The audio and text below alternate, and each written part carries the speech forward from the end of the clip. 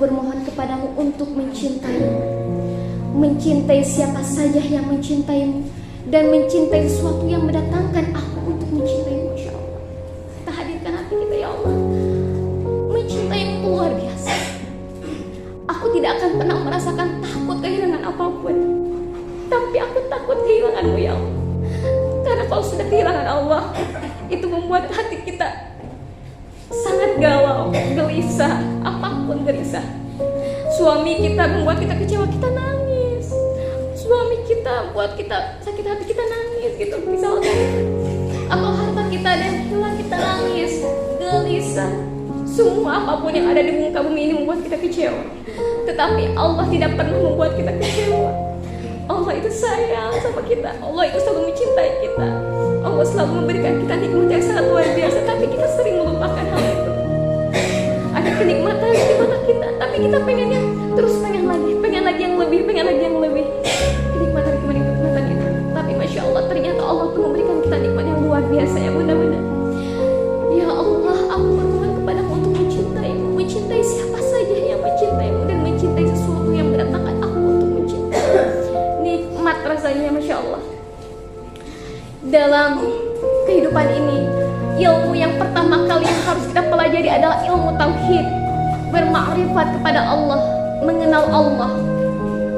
Dalam terminologi bahasa Arab, ma'rifat berasal dari akar kata arafa yang berarti mengenal. Ulama memperluas makna ma'rifat menjadi suatu jalan yang akan mengantarkan seorang hamba kepada Allah lewat apa yang telah Allah ciptakan. Di dalam kitab Tijanul Darori, bukti adanya Allah adalah bukti adanya ciptaan Allah. Melihat penciptaan Allah itu bukan cuma karena lahirnya aja. Mungkin sering di sini jalan-jalan kan? Sering jalan-jalan ke tempat-tempat yang indah. Bukan cuma oh iya ya Masya Allah. Oh enggak bilang Masya Allah. Oh iya ya gunung ini indah banget. Laut ini biru, indah sekali ini. Tidak seperti itu saja.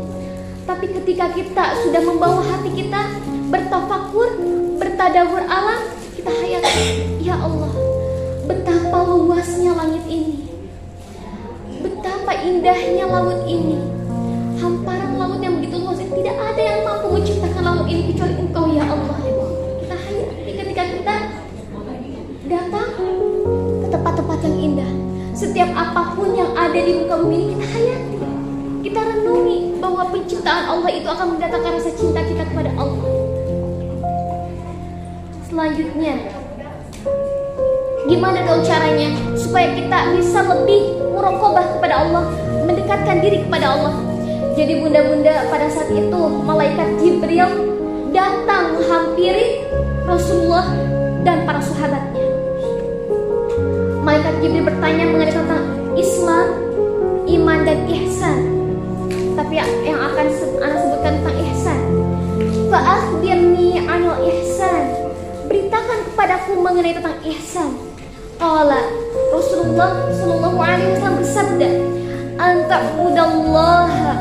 Anta'budallaha, engkau beribadah kepada Allah, ka'annaka tarahu, seolah-olah engkau melihat Allah. Fa illam takun tarahu, namun jika engkau tidak melihat Allah, fa innahu yaraka, sesungguhnya Dia Allah melihat kamu. Allah melihat kita. Kalau kita sudah bermuraqabah dimanapun kita berada, di keramaian atau dalam kesepian, kita tidak akan mau melakukan suatu kemaksiatan.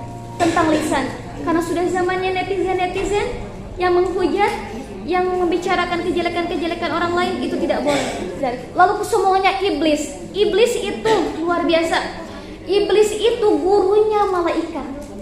40.000 tahun iblis menggurui malaikat.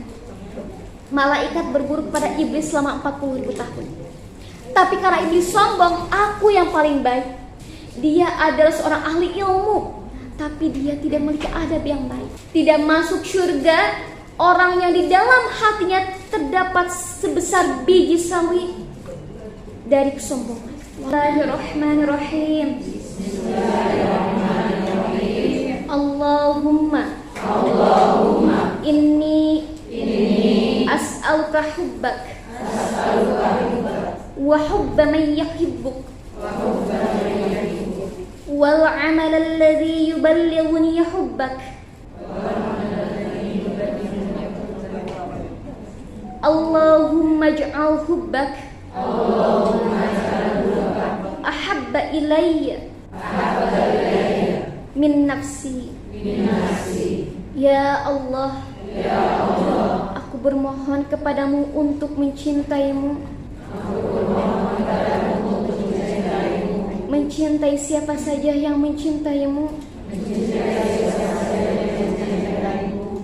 dan mencintai sesuatu yang mendatangkan aku untuk mencintaimu.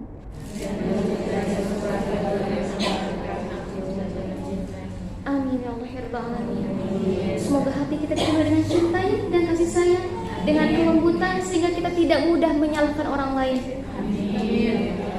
Sifat-sifat sombong yang disebutkan oleh Imam Ibnu Qayyim, sesungguhnya semakin bertambah ilmunya, semakin banyak pula amalnya. Kemudian semakin besar kesombongan dan kecongkakannya. Setiap bertambah amalnya, semakin bertambah kebanggaan dan memandang rendah orang lain, serta semakin bertambah prasangka baik terhadap dirinya. Semakin bertambah usianya, semakin bertambah rakus dan serakahnya terhadap dunia. Semakin meningkat derajat dan pangkatnya, semakin meningkat pula kesombongan dan keangkuhannya. Nauzubillah min dzalik. Kita tidak boleh memandang orang lain rendah ataupun seperti apa. Kita sama-sama takliful qulub, menyatukan hati.